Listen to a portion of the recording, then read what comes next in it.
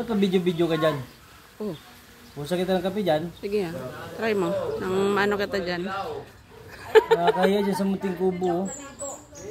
Ang ganda pa ng lugar dito. First time ko nakarating dito.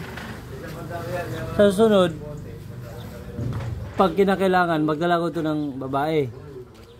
Oh. Yung Munting Kubo Huwag siya. mong gagawin. Matitira kita dyan. Hindi, kasi nga alam mo, ang ganda-ganda dito eh.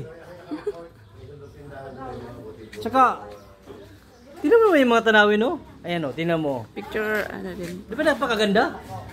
Oh. Anong pakialam mo pag magdala ko ng babae? Anong pakialam? Wala kang pakialam. Hindi mo makikita, hindi mo malalaman eh. Kasi talagang dulong-dulo siya eh, di ba? Sikreto to. Gusto mo mag-dive pa ako na walang tubig? Yo. Maganda rito ng lugar.